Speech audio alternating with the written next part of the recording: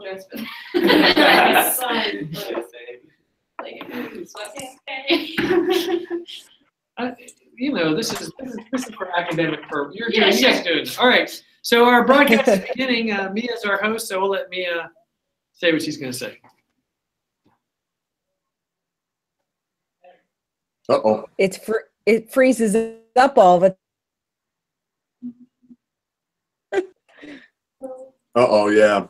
Well, Mia, maybe you may want to, since your channel seems to be freezing, you may want to switch to audio while you're interviewing us. Or we can. Can you guys hear me? Yes. Okay, so maybe, but maybe it's better that I still can't hear you. Yeah. Wait, I can hear you. You just Keep trying and see what happens.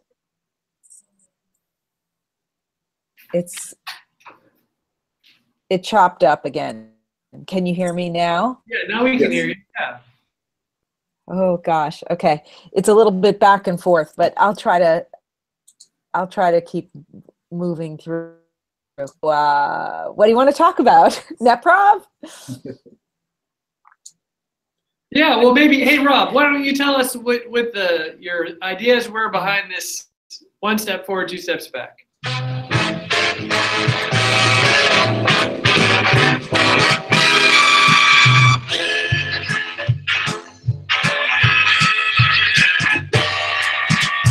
Well, Mark, I'm really glad you asked that question because the idea is actually this was more or less your seed of an idea. You've been interested in the Fitbits and the kind of the fitness, the digital fitness culture for a long time, and it's been in one of the ideas in the hopper. We have always sort of a pool of ideas that are floating around when it comes time to do NetProv stuff. So, but yeah. Remind me, I think in Milwaukee was the actual genesis of the Fitbit ideas. Yeah, well, you know, I've been working a lot on my own personal exercise regimen. Usually the way it works is I start it and I set some goals and then I stop it. And then I feel bad about it. And usually I keep track of how many days I feel bad about it. In my journal, I keep track. And then both my wife and daughter use Fitbits competitively. If they don't reach their step goal, they'll march around the house until they reach it. That's interesting. Well, I guess I would say from my point of view, it's the feeling bad about it part where I step in. I'm really interested in how, just in talking with people of all ages, how things that are part of their everyday digital environment can tend to kind of make them feel bad. And my favorite example is Facebook, and I hear my students at least saying the same thing over and over, which is like, well, I have to go on Facebook for XYZ, but I hate it. It makes me feel bad when I go on to Facebook. And I'm just interested in that, you know, there's a lot of thinking to be done about that, because part of it's not by accident, is how I would summarize kind of the politics and the business part of it. It's not by accident that Facebook makes you feel bad. It's part of the strategy. It's part of what tries to keep you coming back. So I'm interested in those aspects of things, and it's out of kind of empathy and kind of jolliness that I was thinking of something when Mark kind of brought up the Fitbit idea. Well, the phrase 1 step forward, 2 steps back, which is just a wonderful phrase that describes so many moments in human life, came to mind. And so and that kind of spawned this whole idea about a culture of backstepping. Well, and I should jump in there and say the other thing that was a big influence were things like back in the day when I was teaching the selfie class, we were reading Jill Walker Redberg, Seeing Ourselves Through Technology. She's got a big portion in that book that's about the way we produce sort of statistical representations of ourselves. Yes, exactly. And so the Fitbit fit well into that. Yeah, and you're thinking about how technology makes you miserable or makes you feel miserable, or how your gains. There's a lot of in the social media where a lot of bragging about gains. So we're thinking about how those gains could be losses. Yeah. And so that phrase, that Mark's phrase of like, you know, that how can what gains are there that are losses, I think is really interesting. And it is just kind of fascinating how statistical the digital world is. That's what it's good at. The digital world is really is best at. The world of computation is good at, surprise, surprise, computing. And so it serves their benefits, as we're finding out in Congress this last week. The business model of Facebook and other social media is that statistical tracking of so anyway, those are some of the ideas. And then it's just sort of, basic. There's always humor. I think we all can both laugh at, with, and sympathize at and with setting goals and not achieving them, and those moments of life. So anyway, there's plenty of artistic fun to be had in that realm. So our basic premise in this NetProv, just I guess since we're recording this, is we have the month of April. People are trying to improve themselves. We found out that walking backwards counts for twice or maybe more walking forwards. Yeah. And so everybody is backstepping away from a 100,000 backstep goal. Some of my students here are on teams, and we have some personal strainers here. Guys, raise your hand if you're a personal strainer. Yeah, I want to see the strainers. Good. Are you having fun doing the straining role? It's pretty fun. It's like the Stanford prison experiment. Nice analogy. Yep. And Nate, do you want to describe your strainer's character a little bit? Yeah, so I based my strainer a little bit off of my old lacrosse coach, who keeps talking about the past and like his games and his like those times when he just messed up, and it always haunts him. So I made my guy, he's 36, he's from New York, and he's kind of stuck in the past, and he understands that he's stuck in the past, but he's trying to move forward, but it's hard because he doesn't like his present life now, so he can only reminisce. So he's trying to make the people he's training always be present and always work hard so that their future is always better than their past and they never decline, because he saw a huge decline and it's affected his life greatly, and he always wants there to be an incline in others' lives. That's interesting. That's a really nice character sketch there, character creation. Do you find that some of his own personal sadness and regret kind of leaks out into his encouragement for his team? It does. Like, I never thought of it that way, but if I were to picture the character, he kind of, it reminds me of the movie Miracle. I don't know if you've seen it. I haven't. It's about the 1980 Hockey Olympics. Oh, right. Yeah. The U.S. team won, and the head coach, who was like the greatest coach of all time, was on the 1960 team and got cut from the team before they went to the Olympics and won. So throughout his training of the new generation, it doesn't leak out in a sad way, but in an anger way, because he doesn't want them to make in more of a not a disappointment. Yeah, I guess he's just angry, and it comes out as aggression, because he doesn't want them so badly to fail at what he couldn't accomplish either. Yeah.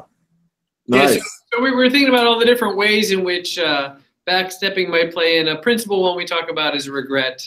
Or I always present the idea of the person who wants to go to their high school reunion, and so they want to get back to their former self. And of course, with each day they try to get back to their former self, they're getting further away from it. And then we were thinking about other people like personal strainers who could be creating misery out of their own regret. So that would include teachers and parents, really. It's open to everybody. There you go. Yeah. There you go. Yeah. So just a few more logistic things that are out there. So we're using the hashtag Backsteps. We're out on Twitter this time. We've got a nice website that Rob built. It looks very beautiful. And then we also have, there's a spreadsheet that the strainers are filling out using various, the Sysafactor algorithm to compute how many backsteps people are taking. And that algorithm tends to change periodically. Oh, it's supposed to change periodically. Yeah, it's problematic. Yeah. So Mia, any questions from you? Sounds great. Can you guys hear me? Yes. She hasn't moved the whole time. She's a picture. Yeah. Yeah. Oh yeah. Just found that out. The sound is really difficult. It goes in and out. I don't know if you Oh. can hear when I'm speaking Yeah, fluidly. we- A couple of, you can hear? Okay, good. So it sounds really fun, and God knows, I think everybody has like the stress of feeling as if they've missed something or that they're behind on something, and it would be a kind of funny experiment to sort of backpedal openly. So I think this is going to be good.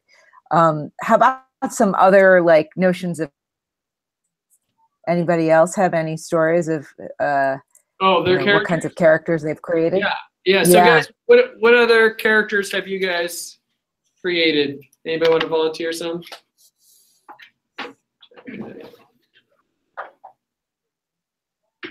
My character is trying to get up the courage to introduce himself to a girl who works across the hall from him.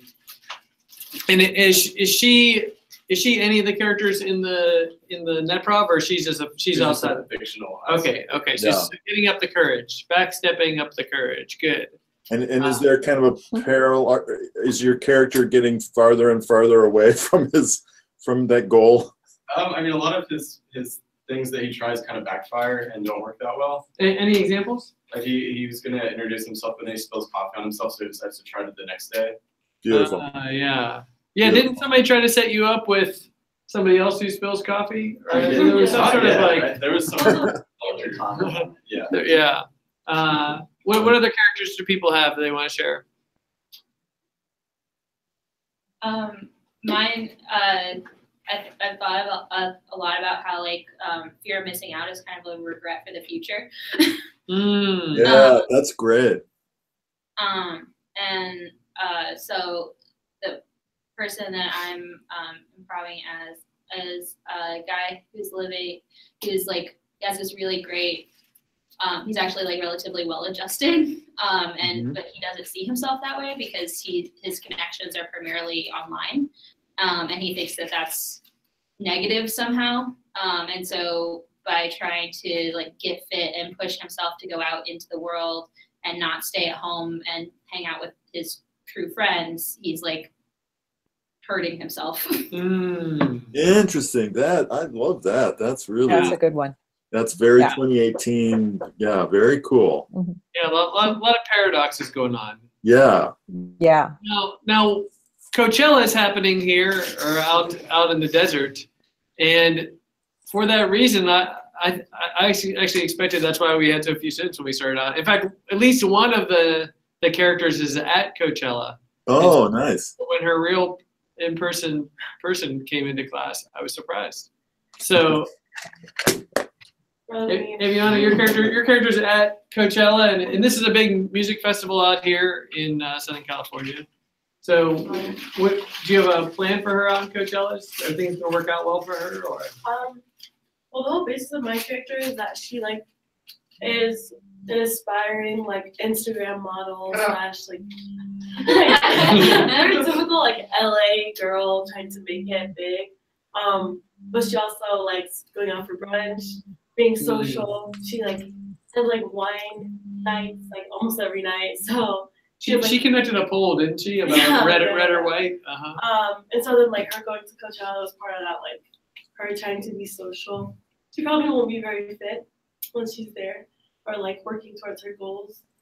Except for dehydrating, I guess. Yeah. Do you think there are any people? Have you basing that on anybody specifically? No, Do- not anyone specifically. Just like Do we think some of those folks maybe go to USC? I don't know. It's possible. I mean, I'm not saying anything. I'm just wondering. Okay, good. Any other characters want to share or any other folks want to share their characters? Do we have any other strainers? Did a strainer come in? No. Good. Okay. Any other characters want to share?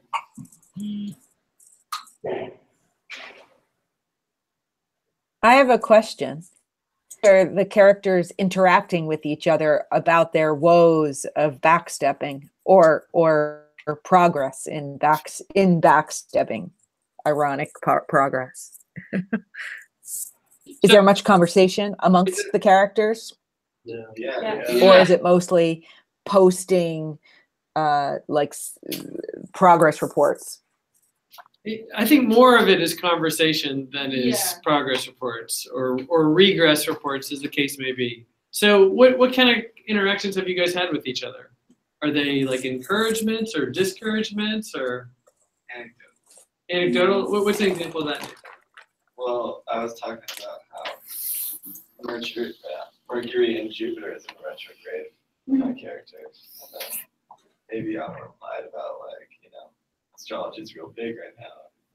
That's something that's real true. So. Do you think that Aviana's character understands astrology, or is she just being superficial and pretending opposing? I think that somebody who's aspiring to be an Instagram model has some sort of background in astrology. Okay. I'm not sure whether that's supposed to be like a judgment on Instagram people or a judgment on people who like astrology, but it seems like a judgment. Yeah, I don't know. Maybe astrology helps you. You know. I don't know.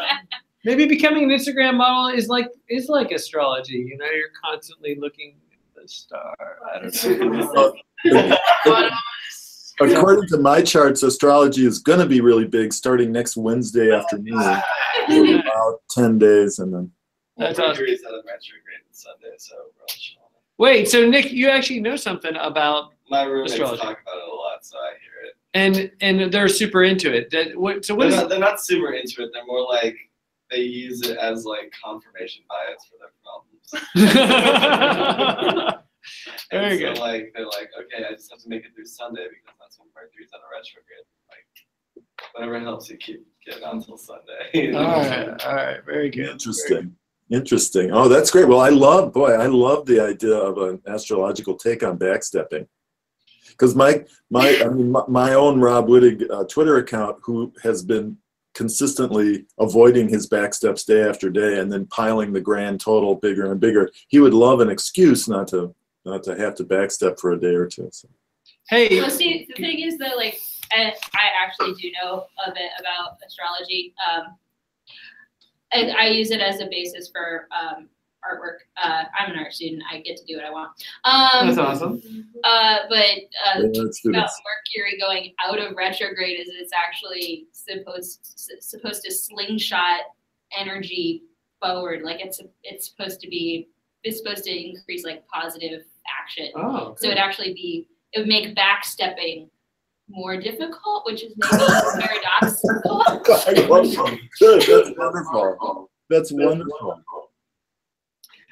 We also have a conference going on right now. The Uncritical Nostalgia Studies conference is happening today on campus. And I got to tell the students something, which is if any of you guys want to help out with the conference, I can give you an extra like 1 to 3 hours to do your blog post for today beyond the deadline. So. Could you elaborate more? Well, we need help. We need help with the hospitality with the guests. There's some AV stuff that comes up because people use really old technology to they're using like old slide decks, like where you actually have like a cool. ring. And, and they're sometimes like parking their Volkswagen buses is tricky. I mean, I'm happy to help. I'm not really wearing like hospitality clothes. Yeah, no, I mean, you just as long as your Twitter character is. One thing I have to say, Mark, is that the conference is just not what it was a few years ago. Yeah. Well, it's not even what it was yesterday. The conference is going downhill for sure. But in any case. No, I love that perpetual crestfallen. Well, things are. Back in the old days, it was. Well, yeah. I mean, suddenly I realized that like half of academia is looking back to like trying to like you remember stuff either from your youth or somebody else's youth, and you're trying to help people understand why it was so cool. You know what I mean? Like whether you teach Renaissance or you teach philosophy or you teach whatever it is. Again, mostly. Yeah. Well, it's interesting because the tech folk are all about the future, but Yeah. But it's interesting. I don't know. I see it. It is related to some of the kind of serious inspirations for backstepping of like we're in this period that in any comparison with any past period is really scary. Like how many people in that room there, raise your hand if you know exactly what you're going to be doing in 8 years. No hands? And it's like, for, you know, from We have some 75 seniors, years ago or any earlier, that was, you know, 95% of people would know exactly, by your age, they'd know exactly what you're going to be doing your whole life. You're going to be a farmer, you're going to be Coal miner. stonemason. This sort of being your age and not having you know, an idea of, that's really anxiety provoking. You live in this age of kind of nervousness about the future. And so I think there's all kinds of ways that people try to find a sense of control. And that nice little discussion about astrology was kind of contains several ways, I think, where people are, you know, looking to things like that. Yeah. I have like a slight a different facet of that, in that, like, I think that most of, like, I and like many of my peers, it's not that we don't know what our career path is or what it should be in our own minds, like we don't have a trajectory. It's that it seems hubristic to be like nothing is going to change. It seems hubristic to be like, no, exactly, altered. Like, yeah. it's not that I You don't can't. have- you It's have not a that I plan. can't Right, imagine where I'll be in 8 No, years. yeah, exactly. Like, I think that there's no point in trying to, like, or that I'm confused about, like, because, like, not saying that that's what you're putting on us, but Right. like, it seems like a trend to put like indecision as a quality on Oh, yeah. people in my age. No, yeah, it's not at all that. I don't think it's indecision. I think it's No, a wariness of, like, I'm not the sole progenitor of what's going to happen in my life. exactly. No, I get it, because it is not at all in any remote way as a criticism. It's actually admiration. It's hard, and it's not any lack of vision or ambition or anything like that. It's just that you just don't know what's going to happen. And it's like, you know, in my strange and unpredictable career, like, I worked for 10 years in an industry type setting that doesn't even exist anymore. Like, there are no functioning machines. The machines that I worked on are all in dumps. The whole giant companies that employed thousands of people, they're all gone, right? And I've seen that happen time and time again. That's just the way the world is. And up until recently, we had a major here called print journalism. How about that? Like, what does that even mean? No, but actually, this would be a good time, Rob, for you and I to segue. We've got a bit where we were going to talk for like the next 10 minutes and really explain to the millennials what they're like. Yes, You know, I think that's really good. Yes. Good time for that, and you know, like, sort of like list their attributes for them and kind of help them understand better how they act, how they think, what their opinions are about things, what kind of music they like. And most importantly, how they can best be of assistance to baby boomers. Yeah, right, exactly. You know, largely I'm thinking in a crutch-like capacity. That would be good. Exactly. Or paying into our retirement fund capacity would be helpful. You know, passing awesome. the juice would be helpful at times. There's some parts of my lawn that I just can't reach. I don't have the upper body to reach them anymore. Yeah. Mia, are we on task? Is there something else you need to ask Mia? I'm sorry, Mia. No, it's all good, except, to be honest with you, so I'm remaining a bit quiet just because I'm not even sure that you can hear me, and I'm just listening, and it's all cool. So keep going. It's all cool. All right. Hey, Rob, one of the things we talked about when we were coming up with this project was that in some ways it speaks to our need for external, like a scoreboard. Right. Can you talk about this, what Backsteps is about in relationship to this metaphor of a scoreboard? I don't know. It's just, it's just very interesting there. We, you know, as animals, we are built socially, and there's this huge percentage of our brains that's devoted to figuring out how we fit in, if we fit in, how we fit into a group. And sort of one of the ways that evolutionary biologists are starting to look at things is that as critters, we are built to be in a group of about 30 people, sort of traveling as a group from place to place. And it's really important to our survival to know how we rank. And so, and like, you know, pecking orders, you're saying? yeah, and everybody can remember there's a time of life when you're younger where those parts of the brain have not kicked in yet. It doesn't really matter. It doesn't occur to you. You know, you're sort of there and you're getting grades or whatever. But that's some kind of indication. But I think everybody can remember around middle school age, all of a sudden this whole thing clicks in and it becomes super important and continues to be super important. Like, am I liked? Who's, am I popular? All those kinds of things. And there are kind of shortcuts or statistical indications that take on a real deep importance, like grades is the coin, the currency of education, right? Or the scoreboard.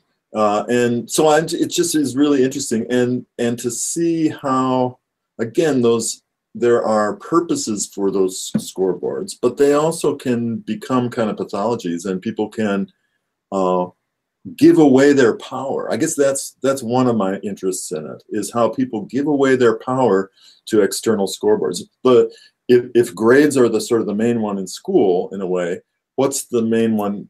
Once you graduate, in my sense, is money. Right? It's just pure and simple, like that. That is, and many people just explicitly consider that that's the scoreboard of life. And my ideas about myself are going to depend on what kind of score I get in various modes. So anyway, I'm just interested.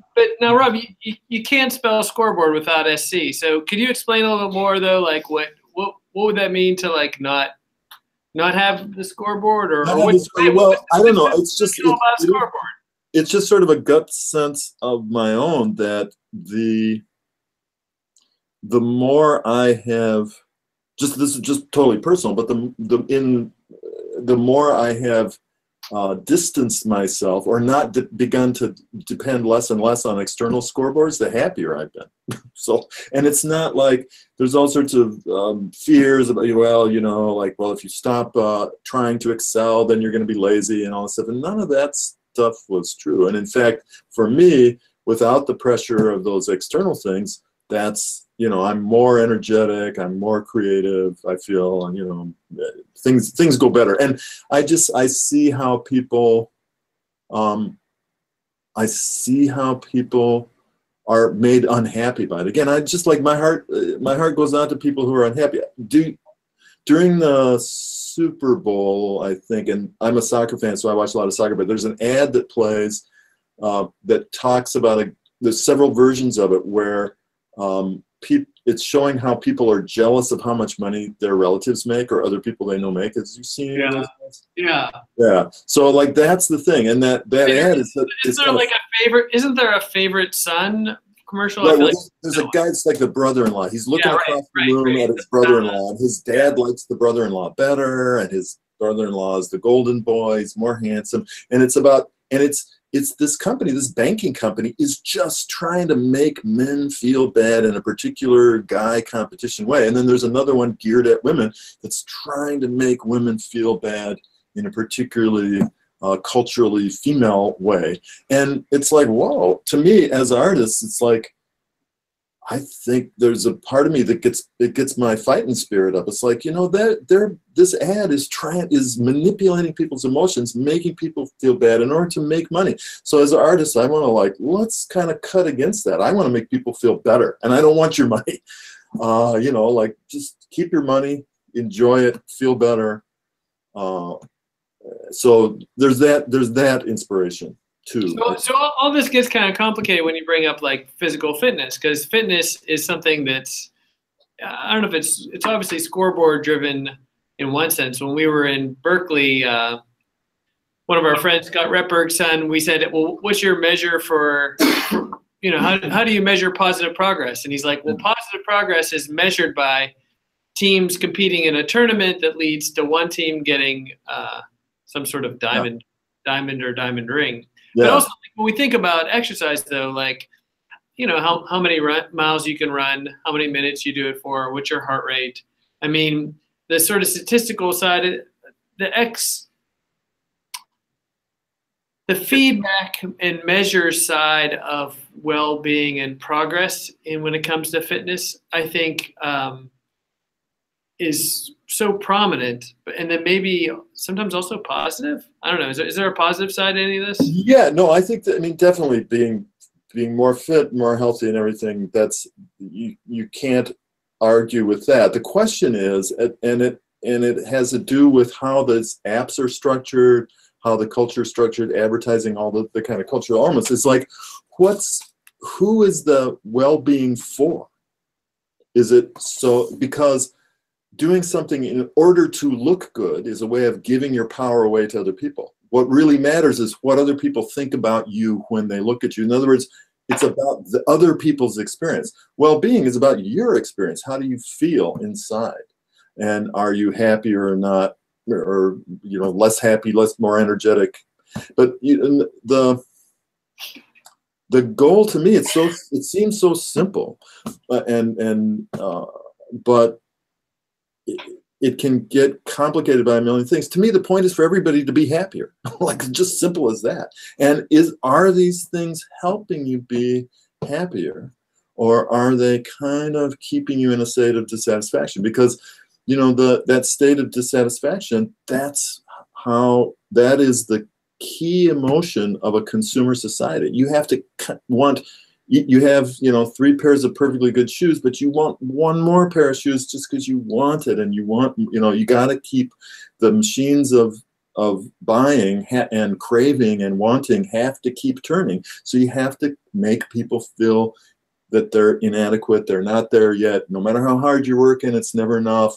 You're never there yet. And so, the goal, the reason for the satire to try to create that idea that the point of the whole thing is being okay right now, enjoying what you're doing right now, what your body's doing, how you feel right now. Like that's the goal, but that makes no money for anybody.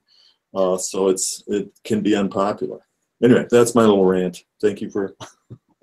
Yeah, happiness is always one back step away. But I feel like one back step away. Yeah. I feel a question welling up in Sasha Rose. Yeah, so I have questions. So I would agree with you that like there's systemic structures that make people unhappy. Facebook, like the research backs you up on what you said. Like people who spend a lot of time on Facebook are statistically less happy. But I think that what you're talking about earlier, how like humans are kind of evolutionarily constructed to exist in groups, and we're fundamentally social creatures. Like, I think that if people were genuinely more happy, like significantly more happy, if they quit Facebook or if they stopped using their Fitbit or whatever, I don't think that people would do it. Like, I don't think the wool is being pulled over everyone's eyes. Like, I think that that's how you engage socially. And so like, you have to take the bad with the good, that like, if you're going to be a social creature and you don't have a lot of choice in that, your brain is wired to be that. Like, it gets into the no man is an island territory, that you have to opt into some of the negative structures to gain the benefits of living in a community of humans. Like, I don't think it's as cut and dry as let's just have club. Yeah, no, it isn't. Yeah, and it isn't an all or nothing thing by any means. That's very nicely said, because I think you're absolutely right. I think that what I hear from people just on the topic of Facebook is just that, as long as people are planning important events on it, you got to kind of stay tuned in, or you're going to miss out real life stuff. And that is this hook. And so you have to do it. And so it's certainly not as simple. And, look at the projects that Mark and I have done over the years. Like, my favorite thing in life, in kind of creative life, is using telecommunications of various kinds, including what we're doing right now, to do fun and creative things. So yeah, I'm totally with you there. It's the edge that, what I consider to be kind of creative writing territory, artist territory, like is just the truths, the hard truths about those balances of like, what you have to put up with in order to get that social thing. And at the extreme level, it's like we, you know, sadly, I can guess that we've all seen situations where people are in, if you step back from abusive relationships, they got a bad boyfriend, a bad girlfriend, and they can't leave, you know, they keep going back for more, they can't leave. So people are, the thing about that the Fitbits can kind of symbolize for me is the way that people can kind of punish themselves thinking that it's getting them something, or that they're earning, like that they're putting up with the punishment is getting them some other kind of benefit. And you know, there's all kinds of degrees of addiction to various things that are that same thing, where people just willingly do stuff that's bad for them. They can't stop it, you know? Yeah, I mean, I have to agree with you, Rob, and just to chime in, first of all, you know, one of my favorite things is carrots, but I do feel like there's a bit of carrot and stick action that happens with these social media platforms for us. But you said an important word earlier for my book, and something that we haven't talked a lot about in this class, but something that we use routinely, maybe without realizing it, is this piece is satirical. Mm-hmm. And the goal of satire is to consciously make a comment where you're doing a little bit of double talking. Satire relies on irony, saying one thing, meaning another. It requires doing that with a kind of precision that's a little bit more intense than sarcasm, and a level of commitment, so that you're not always saying, just kidding, just kidding. And there's a little bit, I feel like there's a little bit of anger and angst that gets played out in satire. But the most important thing about it is it's a self-conscious use of communication in order to get, it's based on a distance between what you're putting forth and the comment you're trying to make. And it's meant to give you a freedom from these kinds of communication traps, like the traps of existence that all of us fall into. So like earlier, when we were doing this broadcast, I realized that I was like constantly shifting my position because my man breasts were like showing a certain way on this, in this particular video. And right, but the point at which I can sort of like call attention to that and make fun of that, like it actually no longer bothers me. I sort of have a power over it, although not entirely.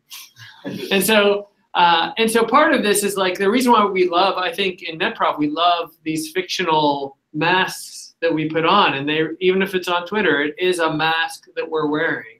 And then we interact with each other through these masks in this fictional satirical framework, is so that we can step outside of those carrot and stick traps that we're playing, like those really high stakes games of fitting in, feeling good about ourselves, like whatever, trying to please people, you know what I mean? Trying to please the device, trying to win those little awards, win those little, you know, Facebook, speaking of Facebook, has recently just been congratulating the shit out of me for every single person I've networked with for lengths of time. It's like, congratulations on feeding us more information about your relationship with that person. You are so awesome at that, Mark.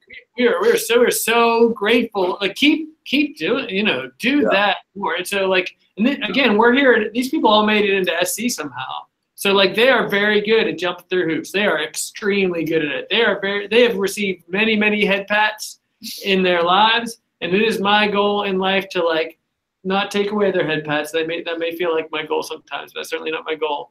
But instead to like replace those, if at all possible, with their own measures of success, so that when they leave this class, for example, they know what good writing means to them, and like whatever I think about it, well, fuck it, it doesn't matter. I'm gonna be gone. You know, it's like, what do you think good writing is? You take on a new task. What do you think? How do you think doing that well is, or what does that mean for you? What does writing mean in your life? So anyway, that's a long rambling way of saying. No, exactly. You know, I think we're trying to give people the tool to distance themselves from a social media ecology that's shifting rapidly, but it's all immersive and then taps into, as you say, certain like, you know, primordial lizard brain parts of our personality that may be dragging us into damaging territory without us realizing it all the time. Yeah. No, it's really. I think that the sense of being able to build a reliable internal sense of self-evaluation, so that you are not, you know, completely dependent on external opinion. That's something that's really key, because it's like, you know, people that care deeply and with anxiety and unhappiness, thinking about what other people think of them. Like, what does winning that game look like? Yeah. Has anybody, have you ever seen anybody get the big prize that makes them feel great about themselves forever after? I know. You know, Rob, we're surrounded by freeways here, and you know, there was a time in my life, my early 20s, when I moved out here, when I'd be like passing people like crazy. Like I loved it, like weave in and out, like cut people off and pass, like, or passive aggressively slow down, then speed up and whatever. And there was really this part of my mind that I thought, like, this next exit ramp, when I get off, they're gonna have the finish line. It's gonna be. They're gonna give me the winner's cup because I will have finally come in first. And whatever that, you know, it's so ridiculous. Also, we talked about this in one of my classes. I don't think I told you guys. So, you know, I'm kind of like, I have a little bit of a sadistic streak. And so one of the things that I do to my children is I award them points based on good behavior. And if they get enough points, they can trade those in for stars. And if they get enough stars, they can trade those in for gems. If they get enough gems, this is really good. They trade them in for not real gold, but gold pieces, you know, represented. And then if they get enough gold, they can turn them in for points. And you know, part of it is just to kind of say, like, hey kids, you're not in it for the, like, don't go in it for the points. You know, like it doesn't really, there are no, like, points mean that, like. And again, a lot of my life has been showing that I don't understand the traditional point systems. You know, like great, you know, money. I don't know, whatever the, you know, having a big giant house, like whatever these things are. Like but that said, you and I have both been junkies for the likes from time to time, Rob. And we danced with our favorite light junkie. Well, I'm feeling that was our big run with reality and likes. Go ahead. Oh, I was just going to say, I'm a little crestfallen because it's the first time I've really heard that whole the whole chain of things, and I'm sitting here on 200 gold coins and 4. I'm feeling a little. I think you could trade that in for Bitcoin. I'm not sure. Yeah, exactly. It's like a blockchain reward system. Yeah, it really is. It's just one of those things of, it's just such an interesting, you know, like what number of likes earns you what? And to my thinking, it's about the assumption out there is that somehow the money, the likes, the championships in whatever sport are going to make you feel better. But the thing is, like, we just know from the research, it doesn't, you know, everybody knows what happens to people who win the lottery, right? They go through about 6 weeks of feeling better, and then they're right back to wherever they were before. They always go right back to however happy they were before, because happiness is a separate thing. It's not, is not fed into by other things. You become happier by practicing being happy, like anything else. Like, it's, you know, you can't practice the violin and then go think you can give a trumpet concert. So if you've practiced trying to get there, not there yet, trying to get there, not there yet, what you're going to do is get really super good at not there yet, not there yet, not there yet, not there yet. It doesn't pay off in other. You can't trade points into gems. Now, in reality. Rob, loosely, what we're saying, it is quite possible that we are articulating the philosophy of Buddhism at this point. Is that quite possible? Yeah, it is to some. Yeah, I mean, not just Buddhism, but again, you and I, we do our interfaith comparison. Like, obviously, there's like versions of this as well. But like, I think at the highest level, all the great spiritual traditions, you know, we're the same critter, and so observant people throughout history will have observed and recorded kind of the same basic information. Because yeah, the things that you share that I see from other traditions are pretty similar. And my own version of it is filtered through kind of contemporary Western psychology too. Yeah, awesome. Well, listen, not only have we lost Mia, who is the artist for doing this recording, but we've had a great conversation. So we just want to thank you, Rob, for visiting our class. Let's think back about the time that we've spent together here.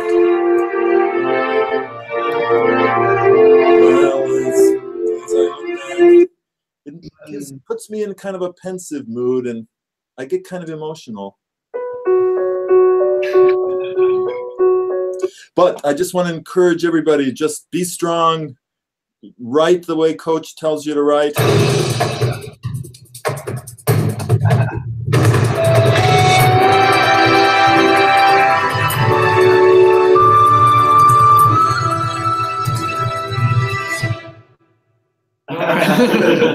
All right, thanks, Rob. We'll see you on the hashtag. Great talking with you.